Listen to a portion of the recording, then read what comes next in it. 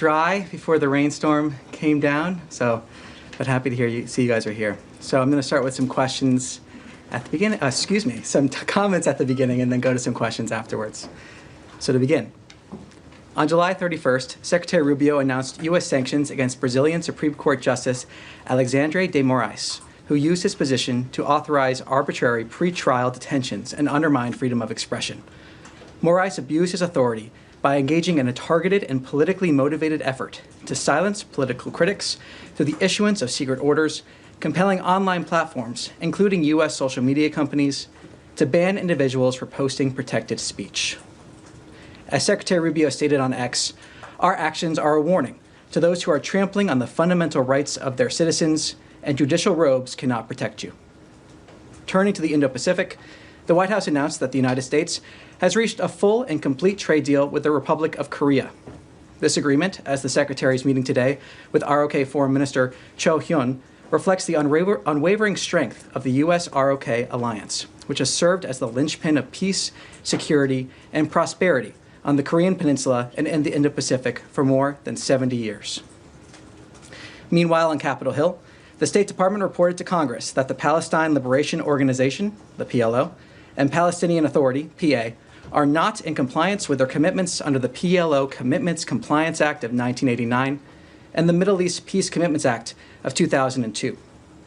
In response, the United States is imposing sanctions that deny visas to PLO members and PA officials in accordance with Section 604A1 of the Middle East Peace Commitments Act. These actions reflect our national security interests and our commitment to holding the PLO and PA accountable for undermining the prospects for peace. On the humanitarian front, the United States is providing $52 million to the World Food Program to deliver emergency food assistance from American farmers and producers to people in need in the Democratic Republic of Congo, Ethiopia, Haiti, and Djibouti. Under this new award, WFP will distribute 12,702 metric tons of food, yellow split peas, rice, vegetable oil, and Super Cereal Plus from our pre-positioning warehouses in Houston and Djibouti to support than 1.9 million vulnerable people. The United States is the largest donor of humanitarian food assistance globally, and the department continues to call on other donors to provide additional contributions to address global humanitarian needs.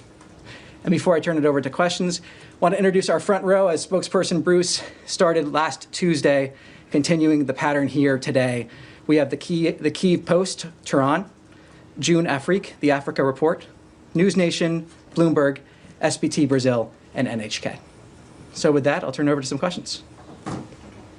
Thank you, Tommy. On the sanctions on the Brazilian Supreme Court judge just mentioned, what is the State Department position to the main reason that led to the sanction announced by the Department of Treasury? What did the U.S. find as the main threat? Well, look, Moraes is an activist judge that abused his authority by engaging in a targeted and politically motivated effort designed to silence political critics through the issuance of secret orders compelling online platforms, including U.S. social media companies, banning the accounts of individuals for posting protected speech. Moraes further abused his position to authorize unjust pretrial detentions and undermine freedom of expression. The actions taken by Moraes impact U.S. persons and companies, and the United States does not tolerate malign foreign actors who abuse their positions of authority to undermine freedom of expression of American citizens. So do other Brazilians individuals might face the same sanction, or if there is any indication of new travel bans or visa restrictions for Brazilian citizens in general, now or in the near future, even next year when there is a World Cup? Well, I'm not going to preview what we may have in terms of further sanctions announcements or other actions there. What I can say is just point to this action and again stress how seriously we take this. Mm-hmm. And the last question, if possible, how is the diplomatic engagement among those two countries? Secretary Rubio had a meeting here on this matter. If the State Department has a position on this meeting. Well, I have no readout to provide on the meeting for you. Yes, Leon. Yeah, hi. I'd like to come back to what you announced. I mean, there was a statement this morning, but you repeated it, to the sanctions against members of the Palestinian Authority and the PLO. Could you specify to us who exactly are sanctioned, the officials that are sanctioned, and at what level? And could you explain to us a little bit the context of this coming really 2 days or a couple of days after the UN conference at the UN on the Palestinian statehood, and the push of many allies, US allies, France, UK, Canada, for a Palestinian state? Well, look, to stress, this is a biannual review that happens twice a year in every single year. And this report refers to the review period that ended in January 2025. So in terms of the timing of this report, this is a biannual report provided to Congress, and that's being provided here. It is the first report being provided under this administration. So in terms of timing, that's the timing, and that's why we're seeing this report now. In terms of specific individuals, outlined in the media note in terms of the policy, one of the many policy options that were available that is being implemented. I don't want to get into specific cases because ultimately, per the report, there is an opportunity for a case-by-case basis consideration for a waiver. And so we saw the media note outlining certain policy implications, the actions that were taken, but ultimately this is a case-by-case, or there is that option for in terms of a visa. Yes? Thanks, Tommy. Appreciate it. I'll take 2 more questions on this specific topic, on the PLO announcement, and then we can go on to a broader region for sure, but 2 more on this specific topic. But just to follow up with that, you, for example, for Brazil, for the Supreme Court judge, you didn't have any problems naming him and saying who it was. But in this case, you're not naming anybody, and could you give us a sense as to what level they are? How many people are we talking about? Well, so the sanctions will impose denial of visas for PLO members and PA officials. And again, to stress, a waiver may be considered on a case-by-case basis consistent with our national security interests. Yes? Thank you, Tommy. Appreciate it. You said you were going to take a few more questions on this. I'll take 2 more on this specific topic. Yeah. Broader region for sure, but on this specific one. So on that one, specifically, the previous administration engaged with Palestinian Authority to find a solution for the future governance of Gaza. And that administration and Trump administration also said Hamas has no place in Gaza's future, a position that is widely shared by many other countries in the world. How does this action specifically impact Trump administration's ability to engage with PA? Maybe it doesn't impact it at all. Can you help us understand that? And were there any heads up given to Arab states about this action? Thank you. Well, I'm not going to speculate on what it will look like going forward, but what I can say is that the Biden administration in this biannual review also found them in noncompliance. They chose not to take certain actions. This is the first report of this biannual review that is under this current administration. And we decided to take one of a few actions that were available in terms of once we identified the noncompliance. That is what this indicates. There's nothing further to read beyond this report except for the report finding noncompliance, as well as saying we are taking that action in terms of certain restrictions. But I'm not going to speculate further beyond that. And the Arab states? I'm not going to preview private diplomatic discussions. Yes. Sorry, one more behind, and then we'll move on to a topic. Thank you, Tom. Two things. Of course, I mean, some actions were taken against the PLO back in 2017. They shut off the office, they cut off all aid, and so on. So this is also during the first Trump administration. I wanted to ask you that the Israeli media is reporting that Israel is going to annex part of Gaza and that they have a green light from the United States of America. That's what the government claims, the Israeli government. And that is at a time when the envoy, Steve Witkoff, is meeting with the Israeli government, meeting with Netanyahu, what has been described as a very decisive meeting. Do you have anything to elaborate on this? Can you share with us what is he discussing? Is it going to be, are parts of Gaza going to be annexed? Well, what I can say is what my colleague Caroline just spoke to. She spoke with the special envoy this morning. She outlined just a few minutes ago what the point of the meetings were, addressing the humanitarian issue, the situation that we are seeing, addressing next steps for Gaza. I have nothing further to add for her comments, but it is a clear indication that this administration is determined to getting as much aid as possible into Gaza without it being looted by Hamas. But does this administration look favorably at annexing parts of Gaza? Well, look, what we're focused on now is trying to address this conflict. We're trying to end this conflict. We are trying to get as much food into Gaza as possible. I'm not going to speculate or preview where these discussions may go. What I can say is what we've been focused on doing, what Caroline described just a few minutes ago, what we've been talking about here from this podium for many, many months. Ending this conflict, getting as much food into Gaza as possible where it is not being looted by Hamas. Okay. Yes. Two questions, and thank you, Tommy. I appreciate it. Kelly Meyer with News Nation. One on Gaza and one on Ukraine, if I may. So with Gaza, I wanted to ask what's the expected outcome from this visit from Special Envoy Steve Witkoff as well as Ambassador Huckabee? Is this to push both sides to break through this jam and get through these negotiations? And will this potentially upset Israel, who has said that there is no real starvation happening in Gaza? Well, what my colleague Caroline said, and to reiterate here, it shows that President Trump has a humanitarian heart, that he wants to get as much food into Gaza as possible without it being looted by Hamas. The president also truthed earlier today, saying the fastest way to address the humanitarian crisis in Gaza is for Hamas to surrender and release the hostages. They have refused to do so. We've also seen the secretary speak earlier today about how there was a ceasefire in principle with an agreement, and then Hamas came and rejected the deal. That is the lack of good faith we are seeing from Hamas when it comes to these conversations. So ultimately, what this shows is that President Trump wants to get as much aid into Gaza without it being looted by Hamas as possible. That is a commitment we've had, and that's what this is showing. And just on Ukraine quickly, there's the talk about getting, European allies to pay into this fund in the Treasury Department, and then we would then send the weapons on to Ukraine. Do you have a sense of just how exactly you're going to make sure that these European allies do pay into this fund? And do you have a sense of how many so far have agreed to this? Well, I'm not going to comment on pending congressional action or refer you to Congress on that, but what I can say is talk about the NATO weapons deal that was talked about by the president. The fact that we have an agreement with NATO in order for them to buy weapons in which they can then send to other countries if they so choose. And I think this is part of an America First foreign policy and the burden sharing that we've seen pushed by President Trump and Secretary Rubio. The idea that we have other countries stepping up that makes stronger alliances, that makes partnerships stronger, while at the same time helping the American people, revitalizing certain industries, increasing the amount of purchases that we're seeing.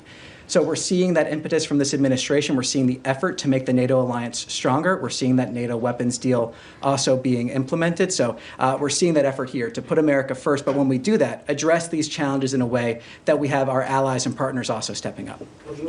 Yes. If I may, the secretary in an interview this morning revealed that the U.S. engaged with, quote, Putin's top people, unquote, early this week, and they didn't pan out. Can you please enlighten us who met with whom? We know the secretary was in the building. He didn't travel. We know that Russian ambassador was in the building yesterday. Beyond that, there is no public record of any Russia-U.S. engagement. Well, I have nothing to read out for you from here. Were Ukrainians involved as well? Again, I have nothing to preview from here. And I know you have heard this from me before, that Kiev is under attack, and last night we had unprecedented attack on civilians. Timing of it is eye-popping. Any reaction? Well, we have been clear, the president's been clear, and so has the secretary, about how we view recent actions from Russia. We've seen the president discuss the new timeline that he has in place in terms of actions he may take regarding Russia, secondary sanctions or other items. So what we are seeing here, or tariffs, and other items. What we are seeing here, again, is a clear indication and transparency from this administration about how we view these recent actions. The fact that we have tried, in good faith, to approach these discussions to encourage both parties to come to the table. We have seen that happen, which is a credit to the leadership of this administration.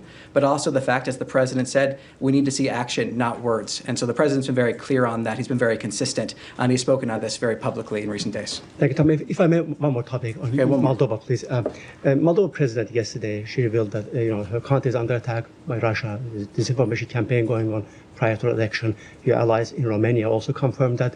Is this something that you guys are concerned about? Is there anything you can do to stop this? Well, let me take that back and see if we can get you more details on that question. Excellent. Okay, yes. Thanks, Tommy. Following up on Caroline's comments at the White House briefing, she said there would be a new aid distribution plan announced in Gaza. Do you have any details? Will GHF be involved in that? Is it exclusively GHF? Will it involve additional openings of crossings, for example? Anything you can tell us there? Nothing to further add in addition to what the president has said on this. It is clear, though, from Special Envoy Witkoff's trip that this is a priority. We are working on this. We're trying to get as much aid as possible. We've seen the 100 million meals, of course, almost that number, being delivered by GHF. But the president wants to get as much aid as possible into Gaza without it being looted by Hamas. And then if I could follow up, the administration lifted sanctions on extremist Israeli settlers earlier this year. Is there any consideration of putting those sanctions back on, given there has been no change in behavior by these settlers and they have in fact killed more people in the months since? So I'm not going to preview what actions we may take here from the United States government. What I can say is that this issue, as Caroline described, was raised by the president to the Israeli government. The ambassador has also talked about the fact that he has raised this issue with the Israeli government. The fact that we need to see these attacks stop and we need to see accountability. Yes. Thank you. NHK. I'd like to ask about U.S.-Iran negotiation. Iranian Foreign Minister Alaguchi told Financial Times that U.S. must agree on compensation before nuclear negotiation, since U.S. attacked Iran's nuclear sites. Do you have any comment on that? Well, what I can say is that any demands for financial compensation from the United States to the Iranian regime are ridiculous. If the Iranian regime really wanted to save money or alleviate some of the sanctions policy, they would stop taking destabilizing actions. They would stop wasting money on their nuclear program. They would stop sending money to terrorist death squads across the region. They would stop oppressing their own people.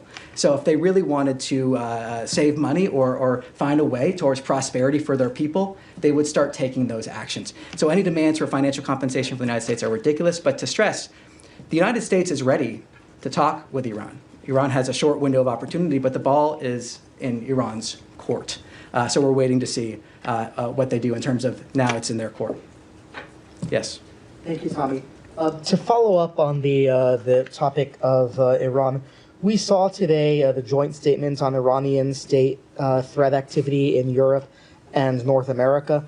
I was just curious about the timing of this statement with the U.S. and so many allies signing on, and whether this was driven by any kind of a spike in the attacks that you've seen since the U.S. has seen since the strike on Iran, or what was the catalyst for the particular timing of this statement, if there was any catalyst? No details to provide in terms of that. What I can say is these are discussions that have been happening with our partners for a long time, and it's an issue that we take incredibly seriously. And one other question. I know that Sunday is the deadline for 180 days since President Trump's executive order for a report from the UN and the United Nations ambassador from the U.S., as well as Secretary Rubio, regarding which international intergovernmental organizations, conventions, and treaties the U.S. wants to continue being a party to. Can you give us any kind of an update on where that review stands, or what kind of reforms the U.S. is looking for at the United Nations? Well, that review is ongoing. While that review is ongoing, we remain a participant in much of the UN system in order to advance our interests. I don't want to get ahead of what the president may end up deciding once that review is complete. But what I can say is that this is part of that effort, again, to put America first. And we're not going to be a part of organizations when it's not in line with our national interests. We're not going to be part of organizations that pursue policies that hamper the United States. What we're going to do is defend our national interests. And we're going to be looking at this in terms of this ongoing review to make sure that our participation in these groups does exactly that. Yes, Nadia. Thank you. I just want to go back to the PLO office. You just said that the PLO last question on the PLO. Yes, last one, please. Last one. Okay. You said that the PA and the PLO are not in compliance of Act 1989 and of the Middle East Peace Commitment of 2002. Do you believe that Israel is in compliance of these two agreements? And do you believe that building settlements, enlarging settlements, is not in violation of all previous peace commitment that Israel has signed? Well, what I can say is speak to this report. That's what I can speak to. And again, speaking to this report, again, the Biden administration found the PLO not in compliance and decided not to take any action. And the PLO remains in non-compliance. This is the first report that we have had under this administration. That's why we're seeing this action taken, this biannual report. And it's important that we're vocal about this. We're outlining the reasoning behind it as we have. And it's an important issue here. We're identifying this noncompliance and choosing to take action. Okay. Yes. Thank you, Tommy. Caroline Levitt addressed this a bit. President Trump posted earlier today that the Canadian recognition of a Palestinian state could affect a trade deal between the two countries. So it goes beyond just disagreement with the countries supporting a Palestinian state. It looks like it's actually turning into action. To what extent does the recognition of a Palestinian state by these several countries over the last few days, how is it going to impact the bilateral relations between the U.S.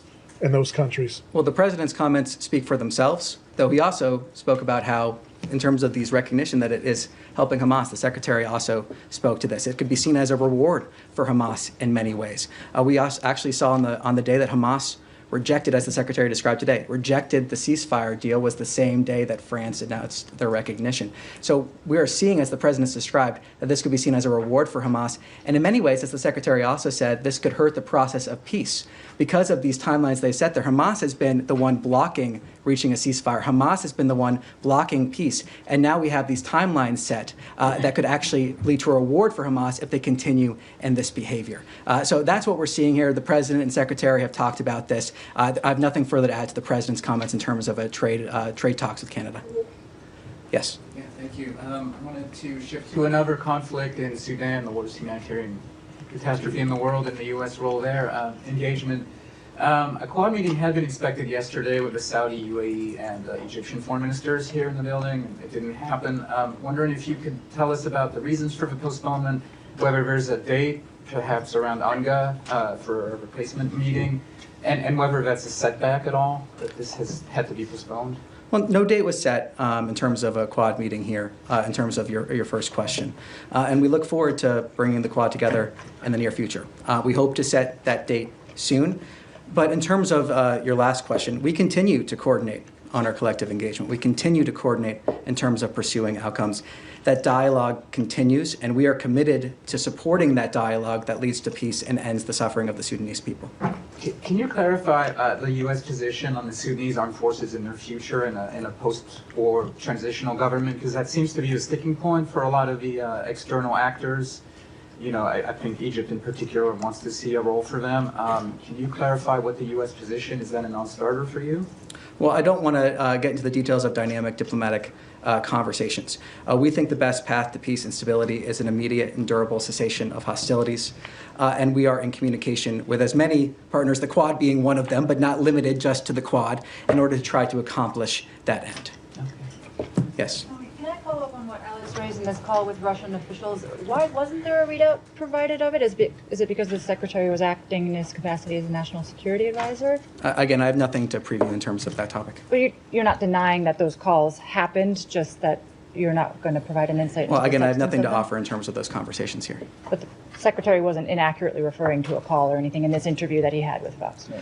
No, I mean, the secretary's comments speak for themselves. I just have no additional readout to provide here for you. Okay, can I ask on a separate topic where conversations stand with the Chinese on the 2 Americans who have been subject to exit bans there? Are you getting all of the access and clarity on their circumstances that you need?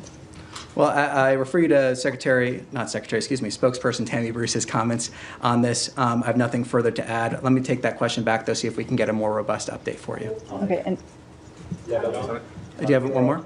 well, I was going to ask if you also have on Special Envoy Witkoff's travel and whether there's any update on these alternative options for helping hostages that was referenced in his statement last week. Is there an actual plan that is being operationalized? Does it coincide with his travel there now? Well, I wouldn't speak to sensitive discussions of that nature if there was a plan or if there wasn't a plan in place, given how important these discussions are. What I can say, as Caroline said again, is that he is having meetings there discussing next steps for the situation in Gaza. Amongst the things discussed is the humanitarian situation, getting as much food in as possible. Well, also the importance of releasing the hostages, of course. That remains a priority. As the Special Envoy said, the President talks about, Caroline talks about, making sure we release those hostages and bring them home. Yes. Thank you, Talia. Secretary Rubio have a first meeting with the South Korean Foreign Minister today. What topic will be discussed in this meeting? So I'm not going to get ahead of that. If I'm correct, this is actually happening right now. So I want to get ahead of conversations that are happening currently. What I can say, taking a step back, as I mentioned in my topper, the fact that our alliance with the ROK is the linchpin of peace in the region, and we are seeing a large amount of high engagement between the United States and the ROK. We saw that when the Secretary went to Malaysia.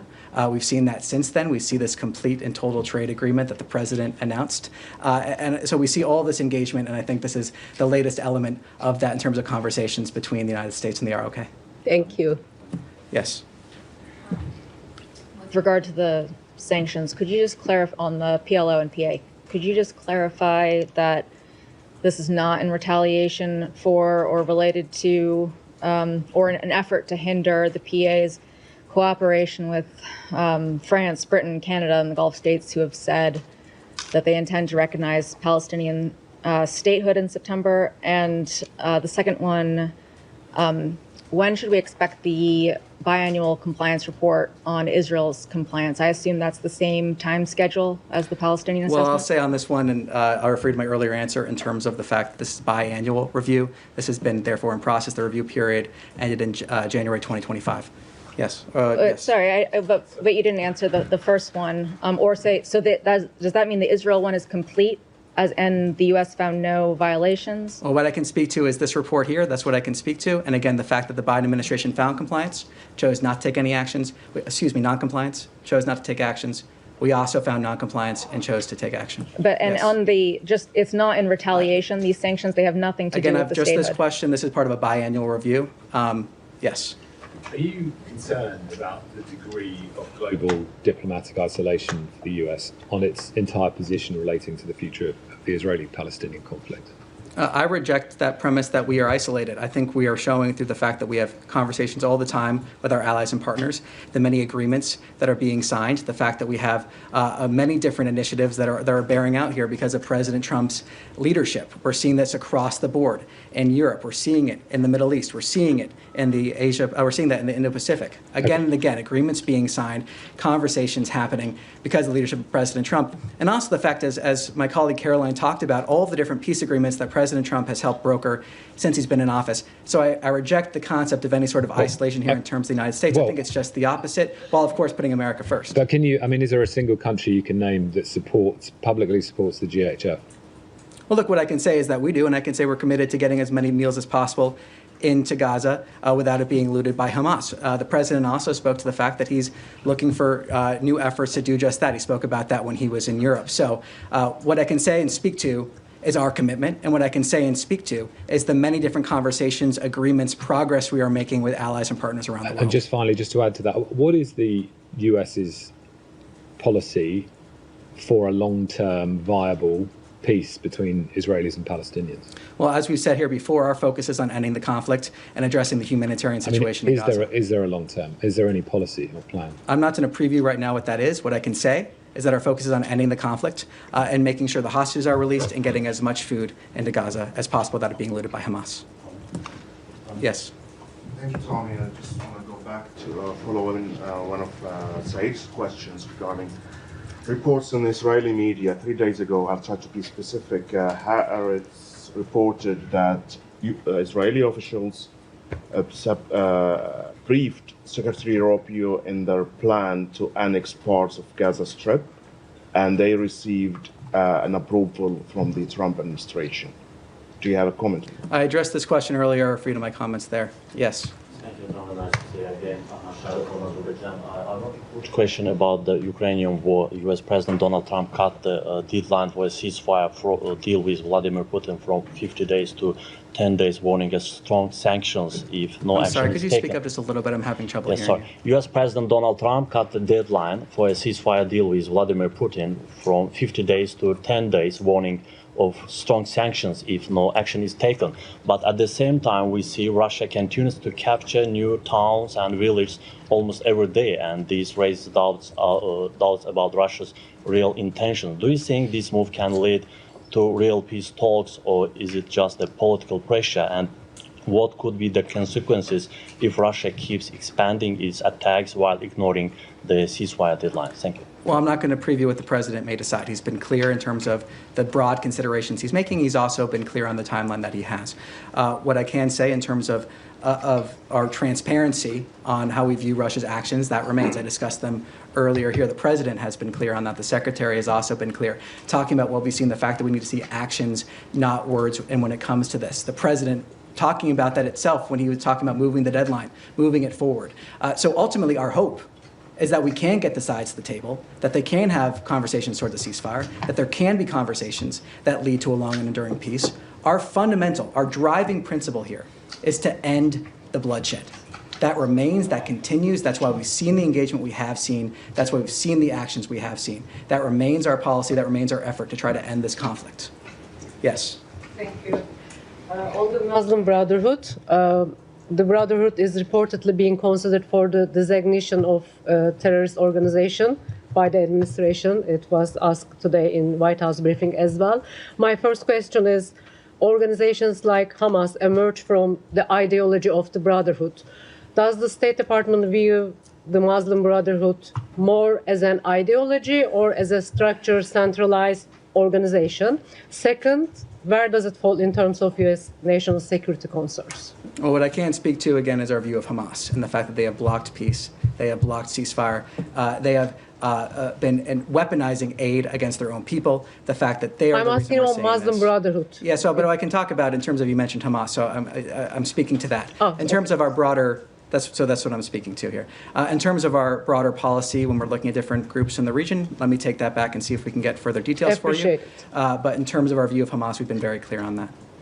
Yes? I wanted to follow up on a question you took back on Tuesday from my colleague. Do you have an update on what the plan is for the millions of dollars of contraceptives that are currently sitting in a warehouse in Belgium that are meant to be distributed to lower income countries under USAID? So we're still in the process here in terms of determining the way forward. What I can say again, and to clarify, we're not talking about PEPFAR products. We're not talking about contraceptives in terms of condoms. We're talking about select products that were purchased under the previous administration that could potentially be abortifacients under the Kemp-Kasten Amendment, and as well could potentially violate Mexico City. So we are in the process now of determining that pathway forward. When we have an update, we will provide it. Lebanon? Yes, sir. Thank you. Thank you. UNIFIL's mandate in southern Lebanon will end in a few weeks, in fact, by the end of August. So my question is whether the United States is going to support the renewal of the mandate of UNIFIL, and what do you expect regarding from the Lebanese government regarding the disarming from Hezbollah? Well, we've talked about that here from the podium before in terms of needing to see that disarmament of Hezbollah and the Lebanese government's role in that. I refer you to those comments. In terms of your first point, let me see if I can get more information for you on that. Yes. Yeah, thank you, Tommy. A question on Europe. So we saw the trade deals of 50%, and I'm reading an article from the Italian Corriere della Sera that says that the Italian Foreign Minister Tajani said that Europe couldn't do better than 50%, and that somehow they have to work on this number.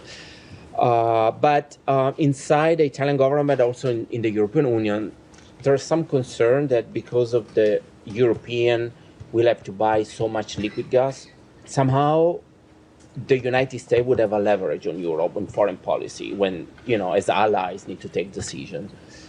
So what would be the answer from the State Department to this? Well, in terms of trade discussions, I refer you to the USTR. In foreign policy, What I can say is that this is strengthening our relationship with our allies and partners in Europe. This is about strengthening our relationship with the European Union, but also bilaterally with different countries in Europe. That's what these agreements are doing through this rebalancing. And we saw that in conversations with the president when they were talking about this deal just when he was in Europe. That rebalancing that was necessary in order to lead to those long-term, stronger relationships. So that's what we're seeing. That's what we're seeing in a lot of these deals that end up benefiting countries around the world. And it's, again, showing President Trump putting America first, but when we do that, we can find common ground and lead to benefits for everybody. All right. All right. Thank you very much. Thank you. Thank you, Tom. Thank you.